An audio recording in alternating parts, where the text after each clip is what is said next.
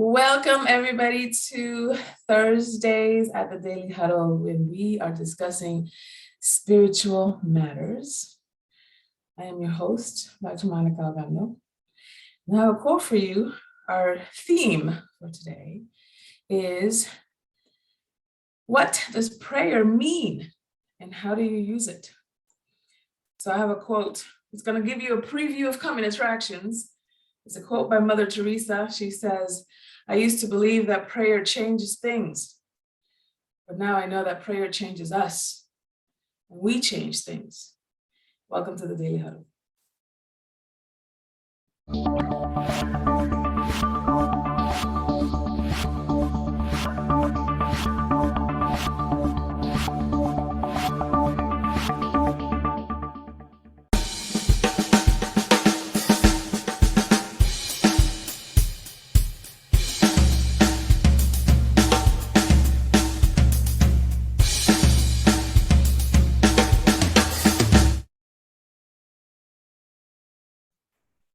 Welcome everybody to the Daily Huddle. I'm your host, Dr. Monikah Ogando. Let's get grounded, shall we?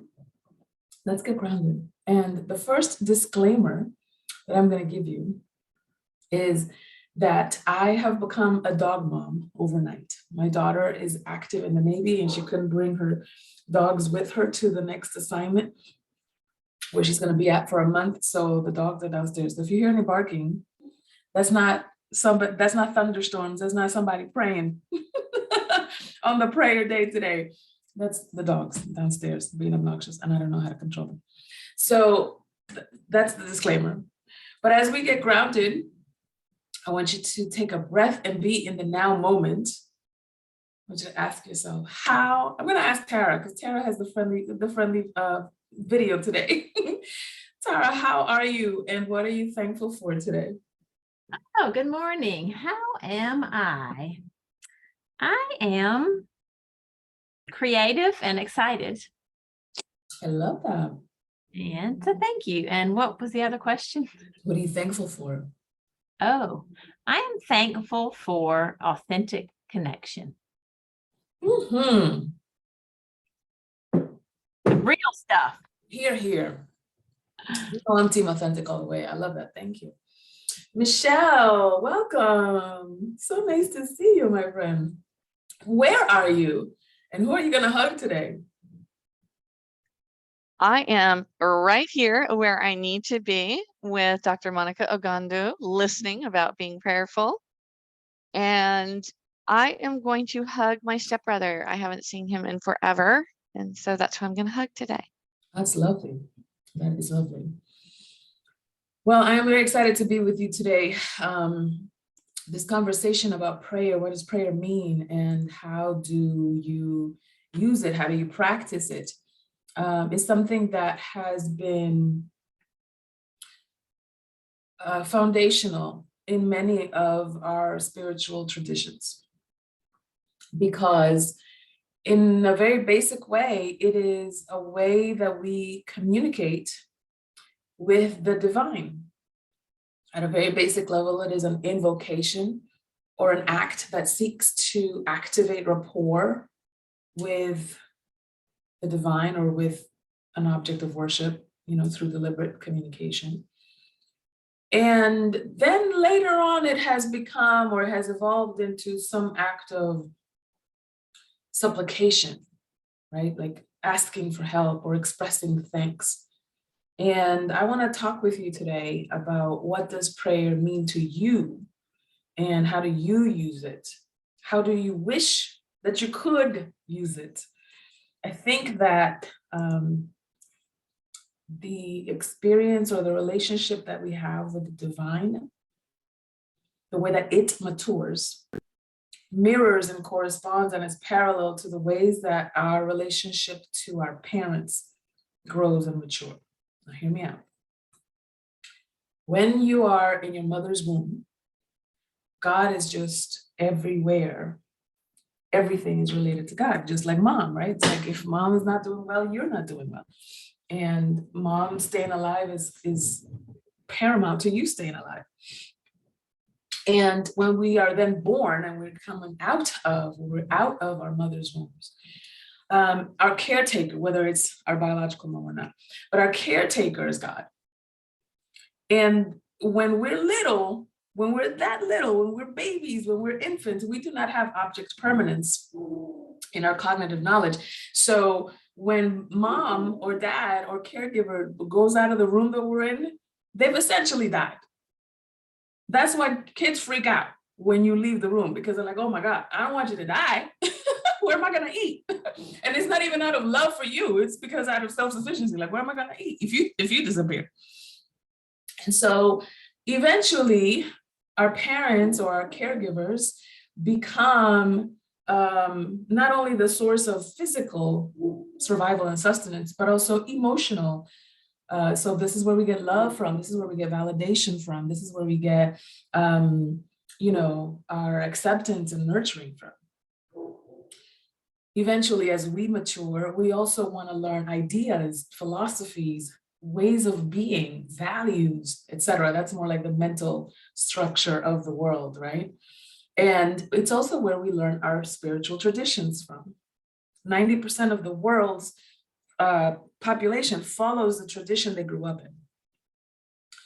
And so eventually what happens is that your parents get older and then you kind of become the parent. And then you kind of become the caretaker.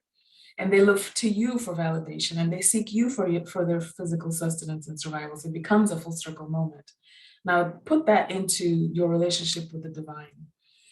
Collectively, as a society, as a civilization, we have looked at God first as the one that provides our needs. Give us today our daily bread, right? It's our physical needs. And then it's our emotional need. Give us peace, give us joy, give us understanding, give us, patience and all these other emotional and intellectual virtues that you think you need in order to kind of navigate this crazy world. At some point though, you realize that you are the adult in the relationship and that your relationship with God is a peer. For some people, they don't get there yet. They think that's blasphemous. Just like in your parent relationship, to talk to your mama or your daddy like you're their equal would feel like, I think I'm going to die. I don't know if I can do this. I can't curse in front of my mother to this day, And so we have this parallel of how we relate to our parents is almost the same as we relate to our divine parentage. And so prayer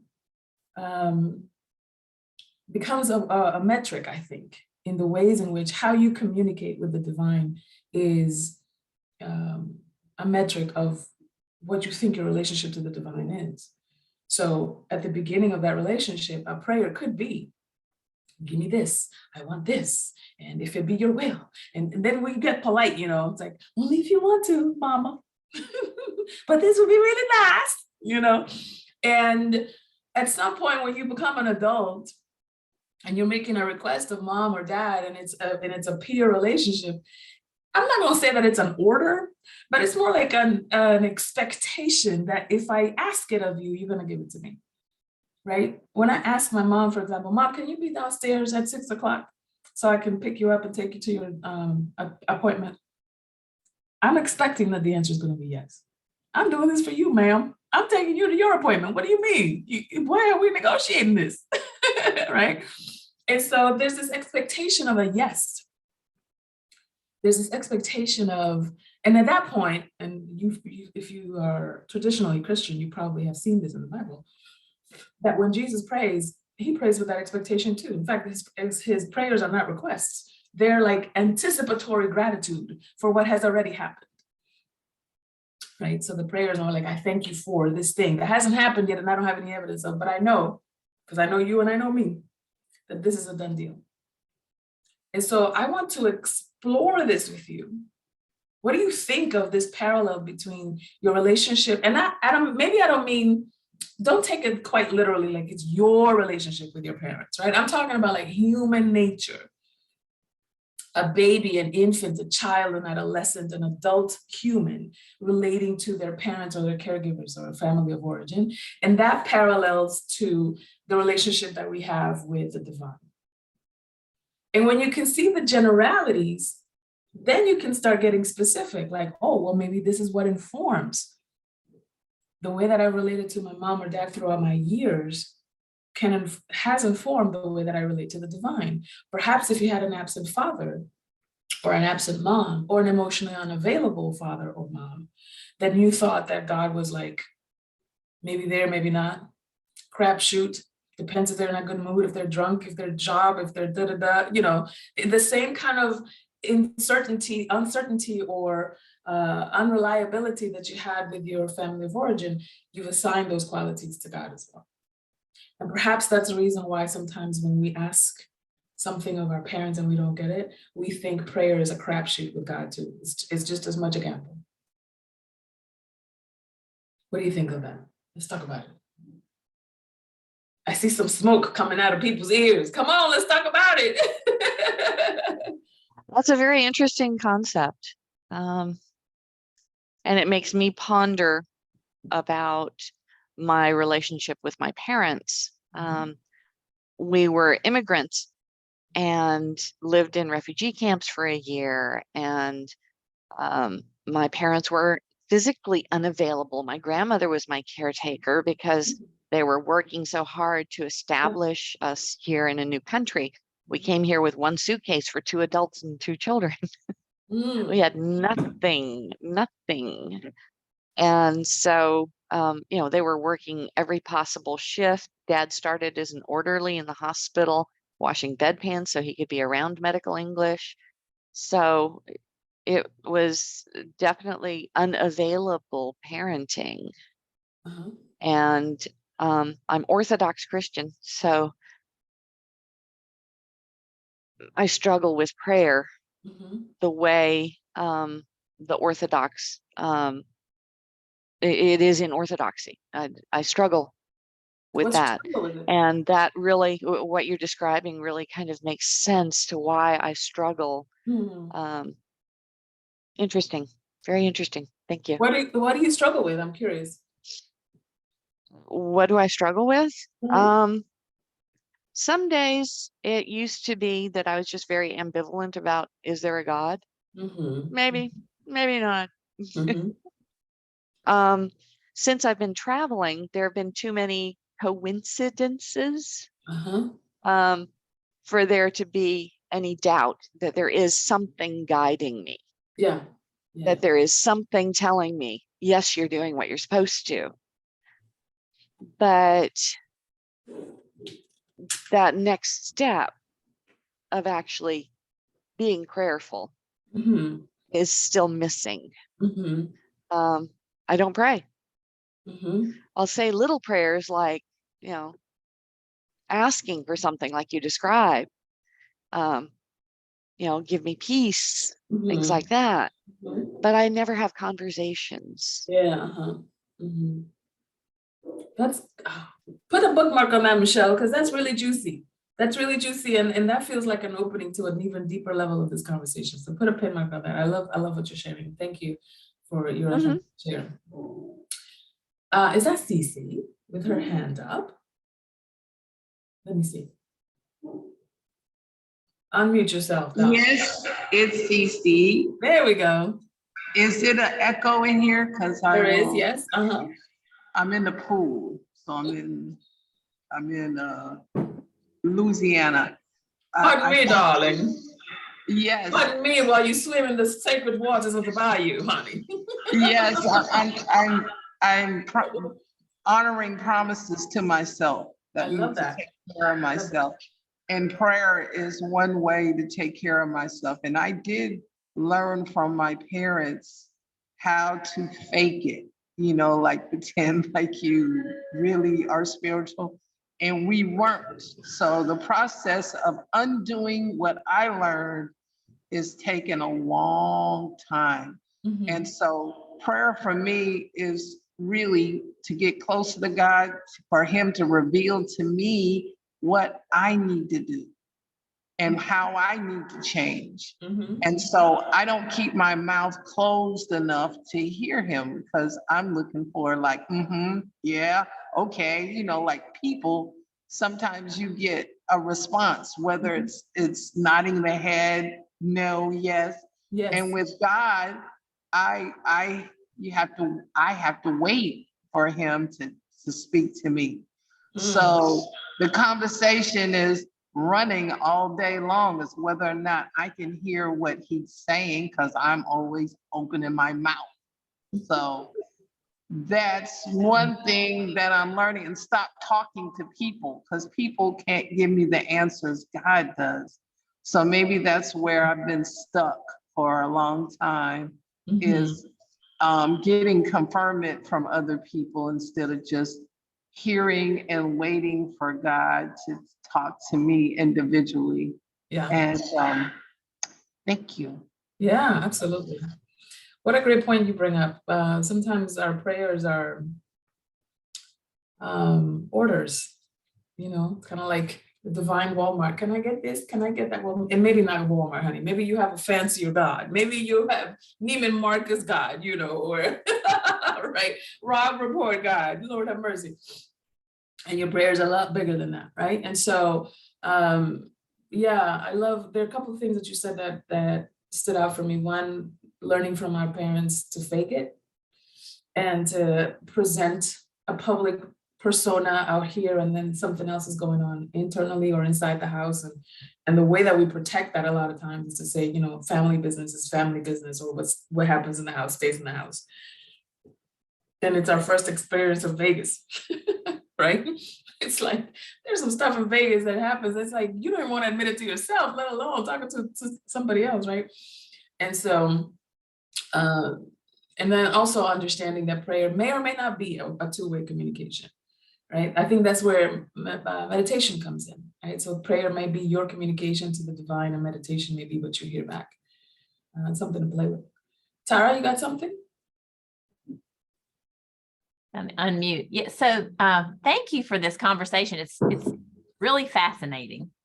And I'll tell you what's coming up for me. I'd love to know your take on it. Is I don't know that there's a human being that has a completely, fully healthy relationship with their parents, and whatever those unhealthy parts are, maybe have been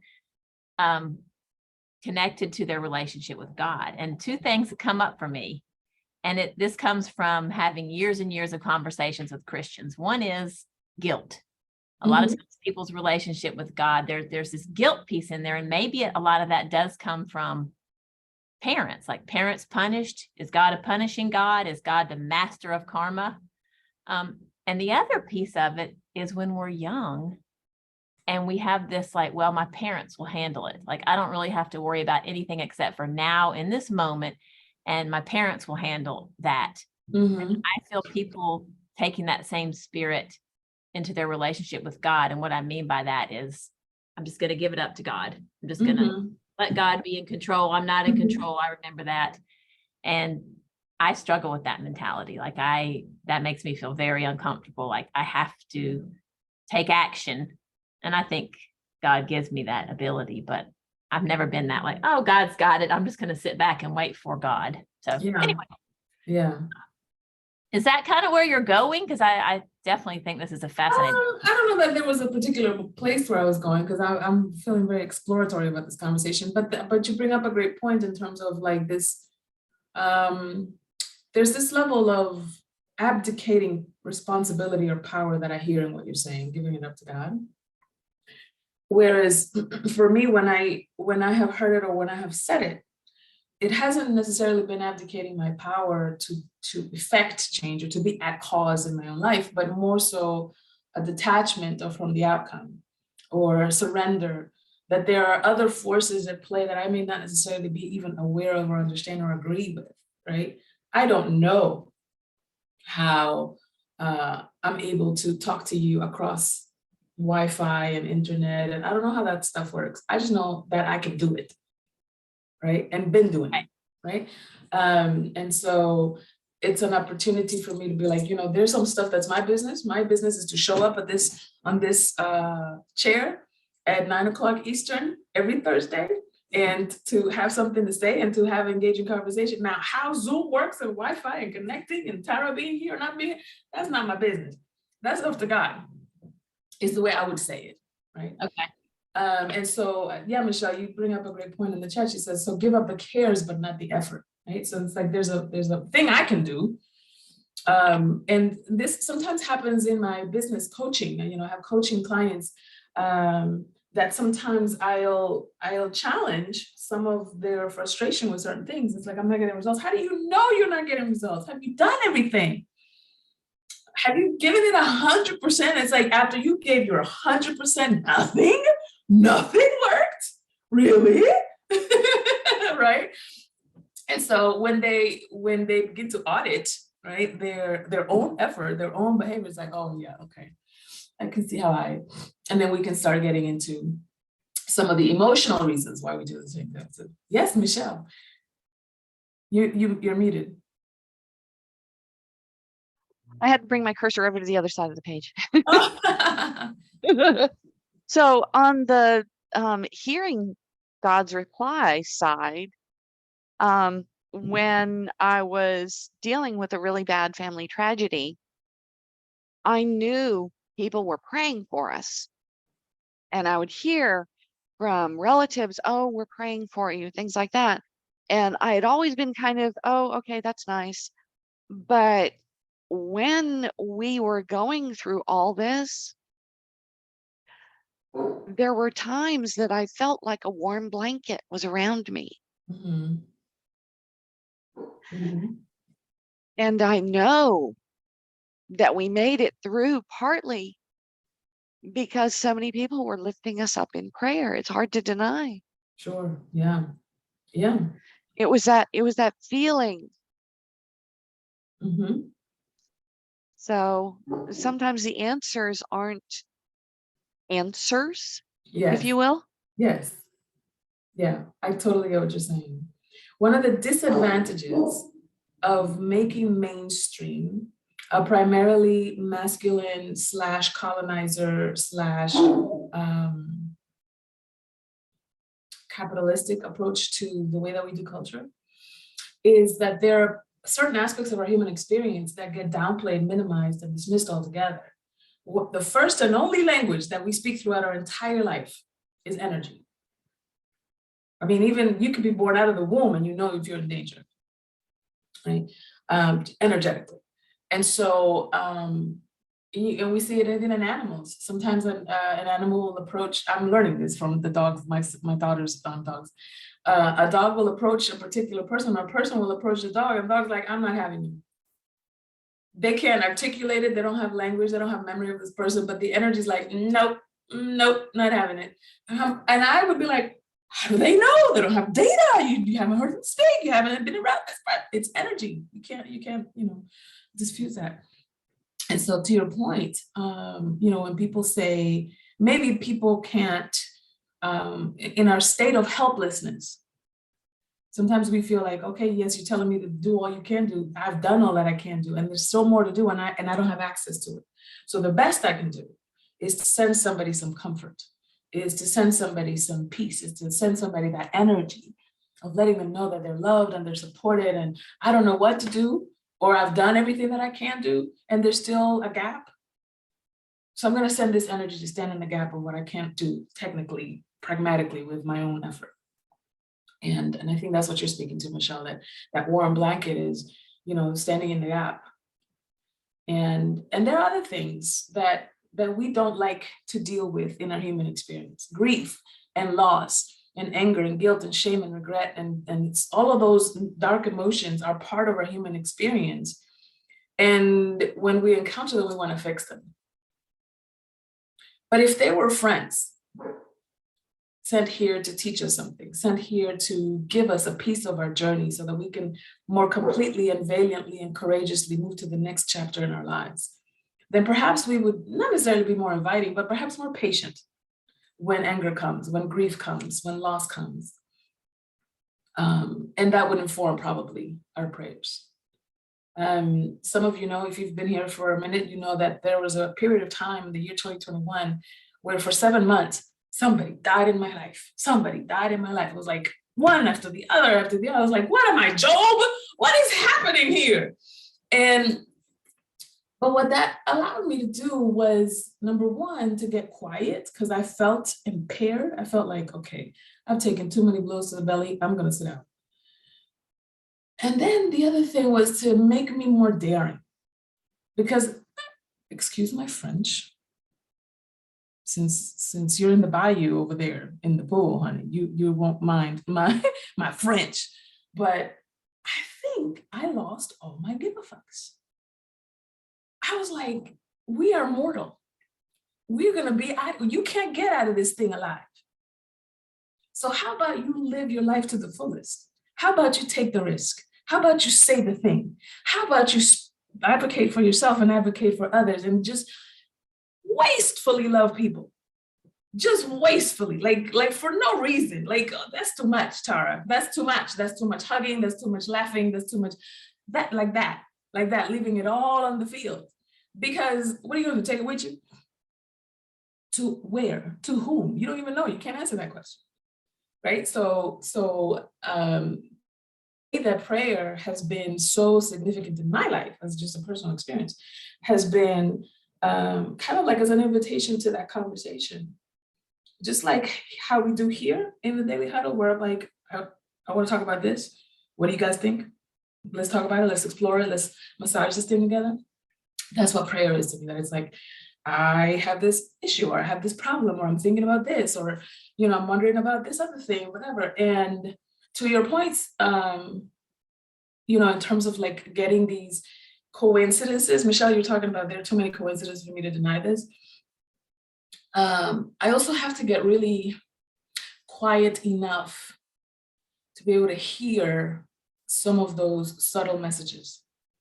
Because I don't know if you have somebody like this in your family who's like super loud, like you could be standing right here and they're still talking like you're across the room or across the, like the yard. And then there are some people that you're like, what did she say? And to me, my relationship with the divine is like that. That it's like, I want to say, okay, if I see a blue bird in the next, hour, it'll mean X, Y, and Z. But the powerful thing about stating an intention like that is that I'm proving to myself that I'm in relationship with nature and with the divine, that I'm in communication with nature and with the divine. It doesn't come from a place of doubt. It comes from a place of confirmation. And so whatever place you're coming from is what you're going to be confirmed about, right? You can use your power of God to disprove that you're a child of God. You can do that. And so this is the part where sometimes my work takes me to divine places when it starts out like a business coaching relationship. I'm like, how do we start talking about God when I came here to talk about sales and marketing, and I brought you my spreadsheets, and you're over here dissecting my faith. Ronald, do you have something? Yeah, it's really interesting. I just my reaction to the whole conversation, and I actually there's a friend of mine who posted something on Facebook recently about fear, and I looked at prayer as the space where you acknowledge the fear. And the fear is really need to be acknowledged for you to keep going. Oh, that's great. So I looked at it that, and I'm just giving you, I'm sharing with you guys what you brought up earlier about being the, once you're getting older, you become the guardian of your parents. And this is what I'm going through right now, where I am forecasting two things. One of them is my brother got into a car accident a couple of months ago, and he's, getting, it's kind of hard for him to move around.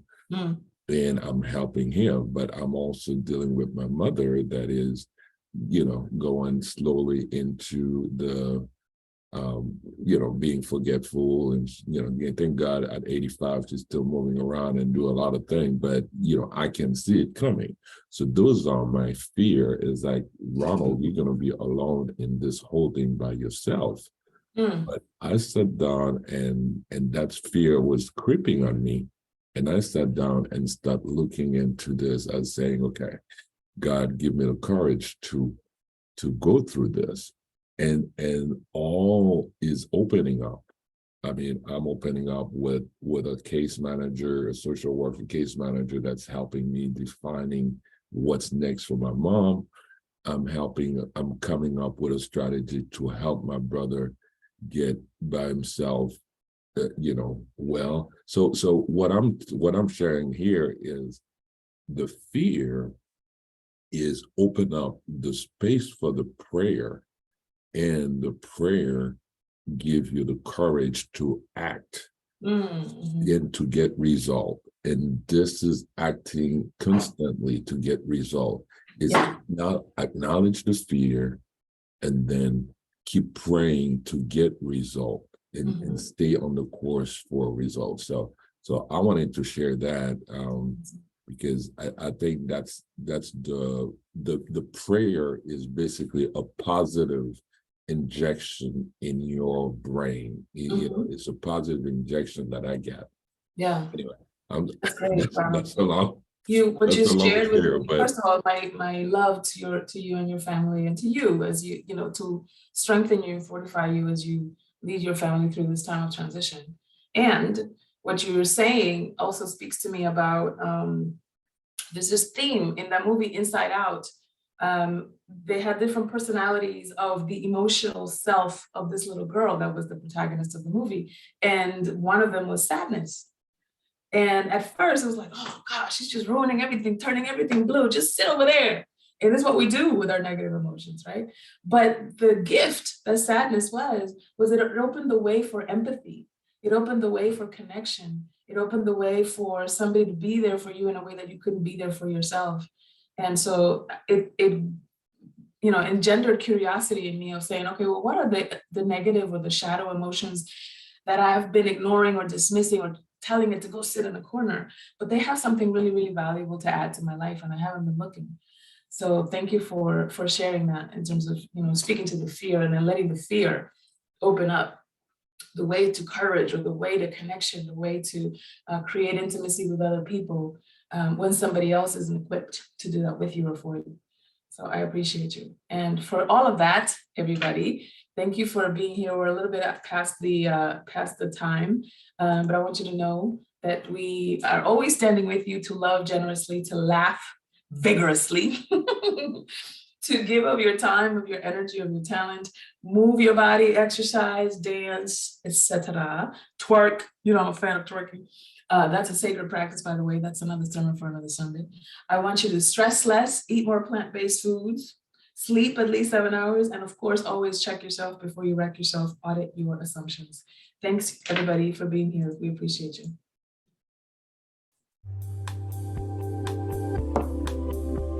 Thank you. Thank you, Doctor. Thank you so much, Monikah. Bye-bye. Of course. Thank you.